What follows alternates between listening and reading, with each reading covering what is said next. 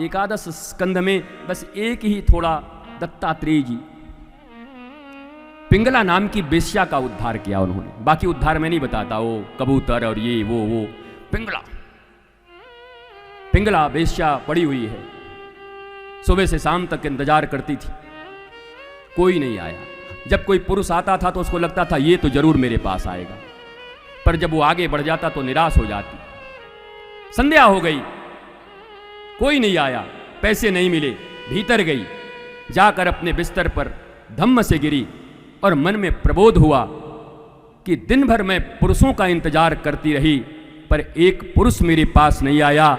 अगर काश मैंने भगवान पुरुषोत्तम का इतना इंतजार किया होता तो श्री कृष्ण मेरे द्वार पर चले आए होते, मैं उनका इंतजार क्यों। बदल गई, एक दिन व्यवसाय न हुआ, ऐसा प्रबोध जगा, पुरुषों हाड़ मांस के पुरुषों का इंतजार कर रही हूं, अब मैं पुरुषोत्तम का इंतजार कर रही हूं। महाराज दत्तात्रेय गए हैं वहां पर, अब बड़े उसके जलवे थे, बड़े बड़े कवि पड़े रहते थे कि एक बार दर्शन हो जाए, बड़े बड़े लोग आके, बड़ा जलवा था महाराज। जैसे आम्रपाली बुद्ध के जमाने में थी वैसे ही जलवा था।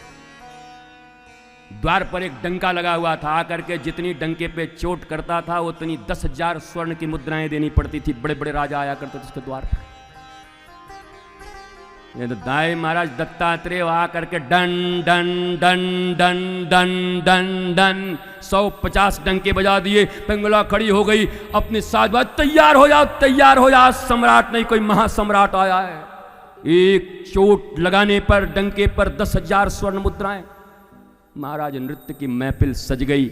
जब नीचे धीरे धीरे करके आई और देखी तो सामने बाबा खड़ा है नंगा। तुम्हें पता है इस मृदंग पर एक चोट करने के लिए 10,000 स्वर्ण मुद्राएं लगती हैं, तुम्हारी हिम्मत कैसे हुई? भगवान दत्तात्रेय ने कहा तुझे कितना धन चाहिए बता। दत्तात्रेय ने ऐसे इशारा किया और स्वर्ण के ईंटों के और स्वर्ण की बारिश होने लगी, लोगों के माथे फूटने लगे। कहा पिंगला ने बस बस बस बस। बोला रुक, बोला ये महात्मा तो बहुत खतरनाक है, सोना बरसाता है। आओ आज इस महात्मा को नृत्य दिखाते। जैसे ही सच संवर के नृत्य दिखाने आई, बोला कौन सा नृत्य देखो? ओडिसी, कुचिपुड़ी, कथक, कहो तो डिस्को ही कर दूं, कौन सा देखो? दत्तात्रेय अपने हाथों के तरफ ऐसे रोम रोम को दिखाते हुए बोले देख, ये रोम देखती है, मेरे रोम रोम में गोविंद है। और मेरी अंतिम बात सुन, मैंने अपने जीवन में नाचते हुए गोपाल का दर्शन कर लिया है, अब किसी के नृत्य की मुझे जरूरत नहीं। मैं कोठाओं पर नृत्य देखने नहीं जाता, नाचते हुए गोपाल को जिसने देखा हो, जिस ब्रज के लोगों ने गोपाल और किशोरी जी को नृत्य करते देखा हो, उन्हें क्या कोई बिजली रानी अपने नृत्य में फंसा सकती? उन्हें इस दुनिया का कोई नृत्य फंसा सकता है? दत्तात्रेय ने उद्धार कर दिया, सारी संपत्ति छोड़ के गई।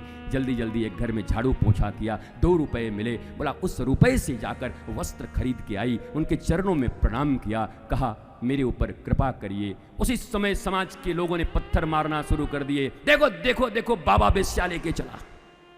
कोई आज से नहीं है, वेश्या लेके चला। समाज है ये, रातों रात पलट जाती, रातों रात बदल जाती। विवेकहीनता के शिकार हैं लोग, इनके आंखों में इतनी शक्ति नहीं है, क्या देख रहे क्या कह रहे।